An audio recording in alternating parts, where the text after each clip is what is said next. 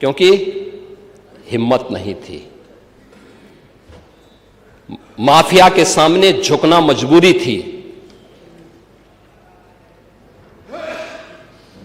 आप उन गुंडों और माफियाओं के सामने एक गरीब बेटे को न्याय नहीं दे सकते थे।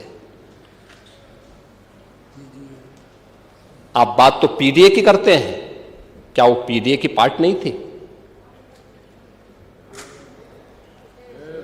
और न्याय कैसे होता है, ये हमारी सरकार ने तय किया।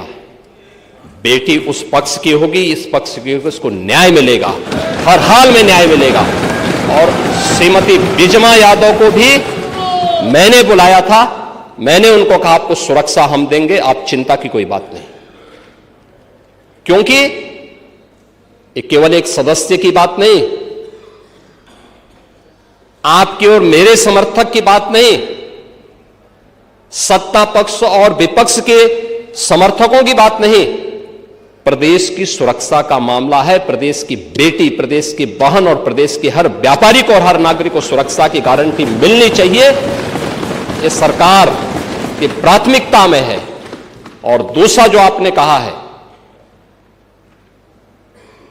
कब्जा करने की प्रवृत्ति, मैं आपको इस बात के लिए आश्वस्त करता हूं, कब्जा कोई भी करेगा, किसी भी स्मारक पर, किसी भी पौराणिक स्थल पर, वो कोई भी होगा, उसको छोड़ूंगा तो नहीं।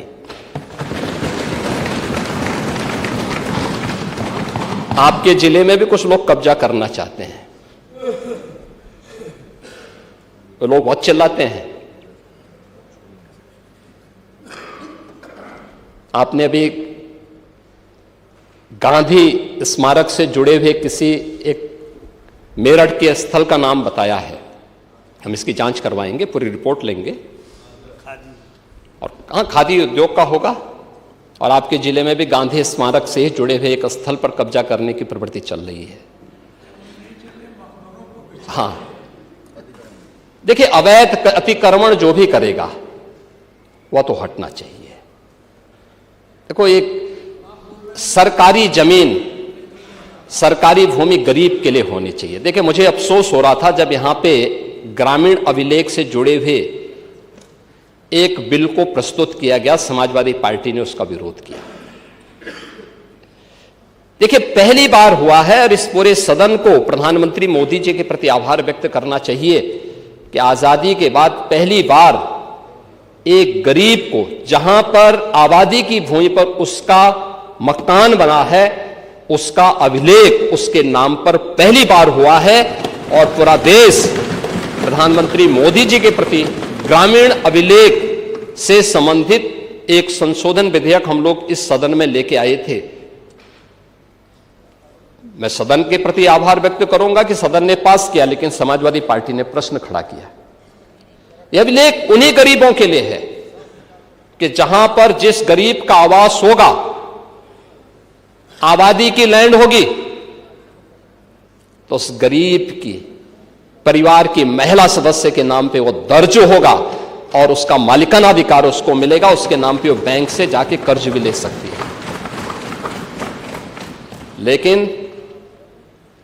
लेकिन अगर उस आबादी की लैंड पर या किसी सरकारी लैंड पर कोई माफिया कब्जा करके जबरदस्ती उसको मॉल बना करके या कोई वसूली का अड्डा बना करके उसके माध्यम से अनैतिक और अवैध गतिविधियों का संचालन करके कोई छांगुर जैसा व्यक्ति वहां पे अनैतिक गतिविधियों का संचालन करेगा, तो उस पर बुलडोजर भी चलेगा, उसको भी कोई रोक नहीं सकता। और इसलिए सुरक्षा का यह वातावरण हर व्यक्ति के लिए आवश्यक है, और उस सुरक्षा का वातावरण ने परसेप्शन बदला है यूपी का। पूरे यूपी की सुरक्षा के इस वातावरण पर आज हर व्यक्ति कह सकता है कि आज यूपी में इन्वेस्टमेंट आ रहा है। मैं उस पर भी चर्चा करूंगा।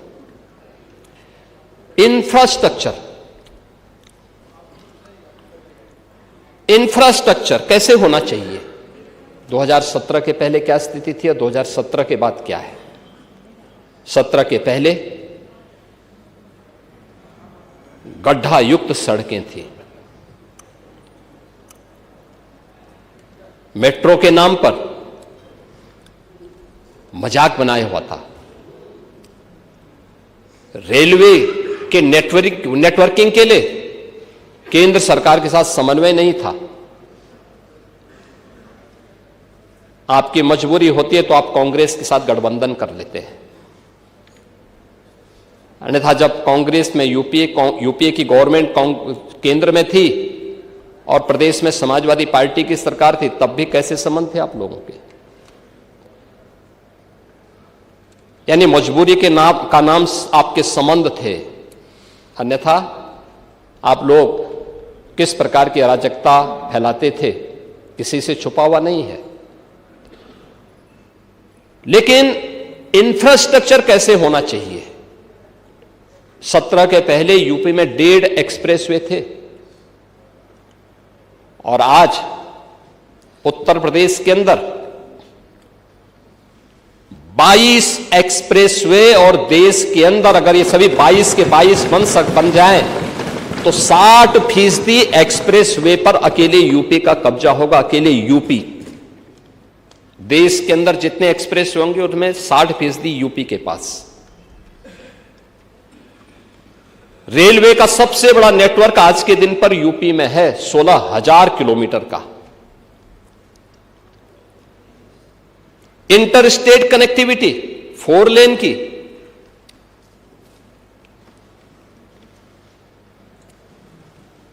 मेट्रो सिटी यूपी, देश के अंदर सबसे अधिक मेट्रो यूपी के अंदर,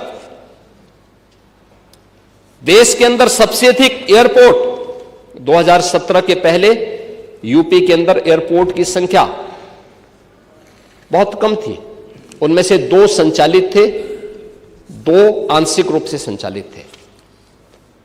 आज 16 एयरपोर्ट संचालित हैं और उनमें से 4 इंटरनेशनल एयरपोर्ट हैं और 5वां इंटरनेशनल एयरपोर्ट जो भारत का सबसे बड़ा एयरपोर्ट है वह जेवर में नोएडा इंटरनेशनल एयरपोर्ट के रूप में अगले महीने संचालित होने जा रहा है।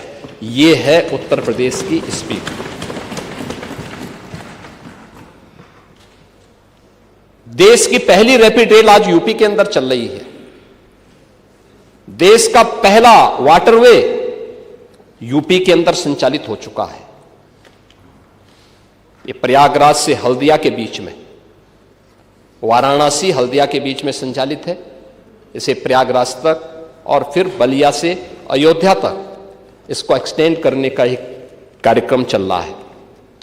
लेकिन यह सरकार की इच्छा शक्ति पर होता है। सरकार करना चाहिए तो हो सकता है, लेकिन जब सरकार नहीं करना चाहेगी, और इसीलिए मैं आपसे कहना चाहूंगा कि आप लोग बात बड़ी बड़ी करते हैं, लेकिन ये जो बड़ी बड़ी बातें आप लोग करते हैं ना, ये समाजवादी पार्टी का अहंकार है। जब व्यक्ति में अहंकार आता है तो कहता है कि मैंने ये कर दिया, लेकिन जब इसीलिए कोई आपको सम्मान नहीं देता समाजवादी पार्टी को। 17 के पहले प्रदेश के सामने ये पहचान के संकट से प्रदेश तरसता था समाजवादी पार्टी के कारण, लेकिन आज हर उत्तर प्रदेश वासी सम्मान इसलिए प्राप्त कर रहा है क्योंकि काम सरकार की एक टीम कर रही है, परिणाम है, लेकिन दुनिया कह रही है कि यूपी के अंदर अच्छा हो रहा है, तो पूरा उत्तर प्रदेश सम्मान प्राप्त कर रहा है। यानी अहंकार तब आता है जब कहते हैं कि साहब हमने ये कर दिया, लेकिन सम्मान तब पाते हैं जब दुनिया कहती है कि आपने अच्छा कर लिया। और आज दुनिया कह रही है कि यूपी ने अच्छा किया है, अच्छा कर रही है, हर एक मामले में अच्छा कर रही है, लेकिन इंफ्रास्ट्रक्चर के मामले में भी ये अच्छा यूपी के अंदर है। एम्प्लॉयमेंट, आप एम्प्लॉयमेंट की बात कर रहे थे, आपने शिक्षाविद भरे तो थे लोक सेवा आयोग में भी और शिक्षा आयोग में भी, क्या क्या कारनामे किए थे उन्होंने, क्या क्या कारनामे किए थे। जो हाई स्कूल 3rd डिवीजन था, इंटरमीडिएट 3rd डिवीजन था, आयोग का अध्यक्ष हो गया था, जो उसका अयोग्य, जो उसके लिए एलिजिबल नहीं था, उसको आपने आयोग का अध्यक्ष बनाया था और क्या क्या गुल खिला रहा था। यूपी के नौजवानों के साथ खिलवाड़ इस समाजवादी पार्टी से ज्यादा किसने किया है?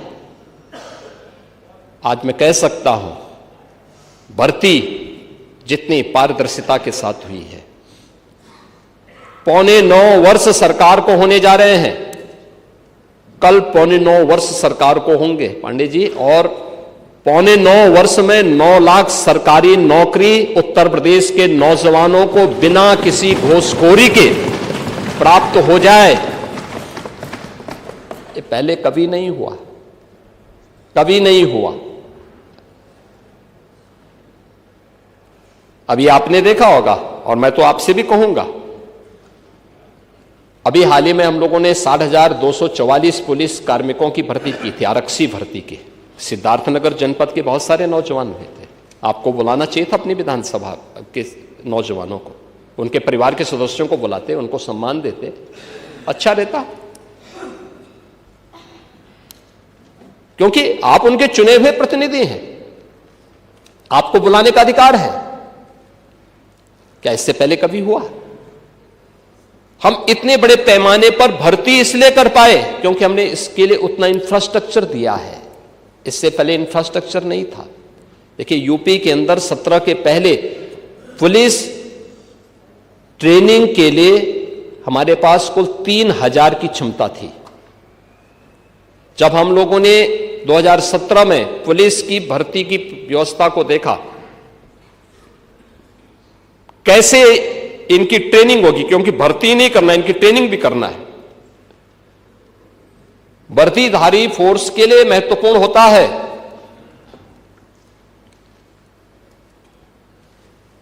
कि जितनी अच्छी ट्रेनिंग होगी, यानी ट्रेनिंग के दौरान जितना पसीना बहेगा उतना ही सेवा के दौरान खून नहीं बहेगा। ये किसी भी यूनिफॉर्मधारी फोर्स के लिए महत्वपूर्ण होता है। और इसमें ट्रेनिंग में आपने ट्रेनिंग की पीरियड को कम कर दिया था, 6 साल से लेकर के, यानी 9 महीने से घटा करके 6 महीने कर दिया था।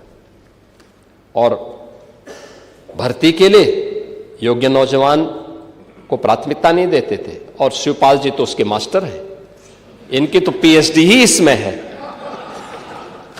पूरी भर्ती की प्रक्रिया को तार तार हर व्यक्ति बेहाल था। आज उत्तर प्रदेश का नौजवान नौकरी प्राप्त कर रहा है। क्या शिक्षा में, क्या उत्तर प्रदेश लोक सेवा आयोग में, क्या अधीनस्थ सेवा चयन आयोग में, क्या पुलिस भर्ती बोर्ड में। और भर्ती की इस प्रक्रिया को ही पारदर्शी बनाने के लिए हम लोगों ने हर एक स्तर पर उस प्रकार के तंत्र को विकसित किया है। और इसीलिए शिक्षा आयोग में भी उत्तर प्रदेश के रिटायर्ड डीजीपी को बिठाया है कि जैसे माफिया की कमर तोड़ी गई है, नकल माफिया की कमर को भी वहां बैठ करके ऐसे तोड़ना है। क्योंकि नकल माफिया आदत तो आप लोगों ने खराब की थी, लेकिन उनकी आदत को सुधारने का काम, क्योंकि जब भी कोई हैंकड़ी दिखाता है तो उसकी हैंकड़ी को ठीक करने का काम भी सरकार का होना चाहिए। और यही हमारे पद की शपथ भी है। एक सज्जन को सुरक्षा, लेकिन दुर्जन को ठिकाना लगाने का काम। परित्राणाय साधूनाम विनाशाय च दुष्कृताम, यही तो है। और इसी के लिए बैठे हैं, भजन करने के लिए थोड़ा बैठे हैं। भजन करना तो हमारे पास मठ पर्याप्त है, उसी में कर लेते हैं। और इसीलिए आए हैं इंफ्रास्ट्रक्चर के साथ साथ एम्प्लॉयमेंट के भी अलग अलग तरीके हैं। सरकारी नौकरी के साथ साथ प्रदेश के परंपरागत उद्यम में भी एमएसएमई का एक बहुत बड़ा सेक्टर, ये केवल हमने नहीं तैयार किया, पहले से सैकड़ों वर्षों से है, अलग अलग जनपद से। अब आप ही के यहां काला नमक चावल होता है, ये हमने थोड़े पैदा किया, भगवान बुद्ध के समय से लेकिन आप कुछ नहीं कर पाए। हमने उसकी ब्रांडिंग की, उसकी पैकेजिंग की, अब उसको एक्सपोर्ट भी करवा रहे हैं। अरे सब हो रहा है, सारे लोग खाते हैं। अब मैं क्या कह रहा हूं, आप नहीं बेच पा रहे हो, लेकिन ये सब जगह हो रहा है, सब जगह हो रहा है। और साई जी भी बोलेंगे, अब होता है कि नहीं होता है? क्यों आप खिलाइए उनको चावल, क्यों नहीं खिलाते हैं? देखो साही जी और खन्ना जी, अरे नौगढ़ आएंगे ही, आए रहे हैं। देखो साही जी की एक खूबी है, और प्रदेश के अंदर किसी जनपद में जाते हैं तो सबसे पहले पूछते हैं क्या खाने की अच्छी चीज क्या है, और देश के अंदर भी जाते हैं तो सबसे पहले पूछते हैं कि भाई खाने की अच्छी चीज क्या है। और मैं एक बार वाराणसी गया, संजोग से भी मेरे साथ थे, तो बीएचयू के सामने से चल रहे थे मेरे सामने, तो वहां के ढाबे बंद होने लगे। मैंने कहा क्यों? कहा कि साई जी जब हम पढ़ते थे तो हम लोग पहले ढाबा बंद कर देते थे।